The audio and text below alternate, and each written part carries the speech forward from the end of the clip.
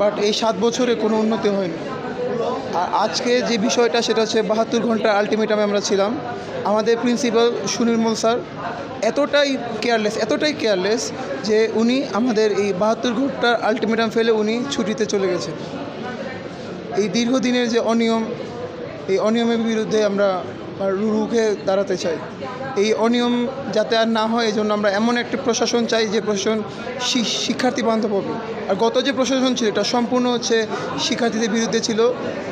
আমাদের যে বাজেটটা আসতো বাজেটের বড় একটা অংশ ওনারা মেরে দিতেন, বড় অংশ না মোটামুটি ওনারা মেরে দিতেন।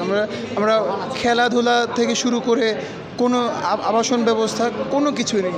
আগে আমাদের 8 দফা দাবি নিয়ে আমাদের সাধারণ শিক্ষার্থীরা এখানে এসেছিল।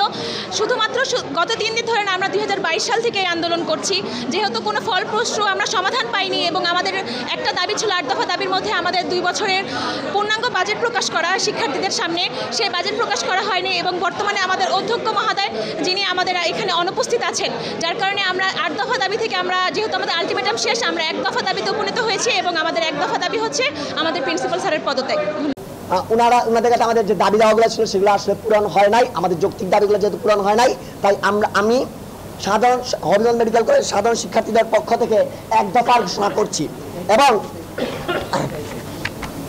আমরা এই 1 দফার ঘোষণা বলতে চাই।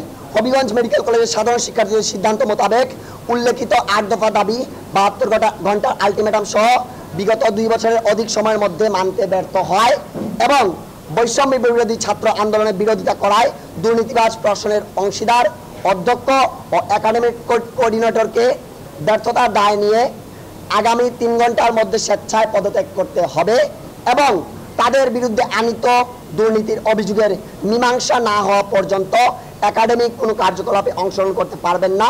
অন্যথায় অনির্দিষ্টকালের জন্য একাডেমিক ও প্রশাসনিক কার্যক্রমে বন্ধ থাকবে।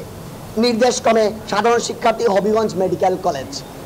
আমাদের একাডেমিক ও প্রশাসনিক সকল কার্যক্রম বন্ধ থাকবে এরকম একটা বিষয় আছে। একটা মেডিকেলে আসলে একাডেমিক কার্যক্রম বলতে আমাদের শিক্ষার্থীদের ক্লাস পরীক্ষা এগুলোই বুঝাচ্ছি আমরা, এবং প্রশাসনিক কার্যক্রম বলতে অফিসিয়াল যে ওয়ার্কসগুলো আছে সেই ওয়ার্কসগুলো আগামী আমাদের দাবি পূরণ না হওয়া পর্যন্ত আমরা একাডেমিক ও প্রশাসনিক সকল কার্যক্রম বন্ধ রাখবো। এই আদেশ দিয়েছি আমরা সাধারণ শিক্ষার্থী হবিগঞ্জ মেডিকেল কলেজের পক্ষ থেকে।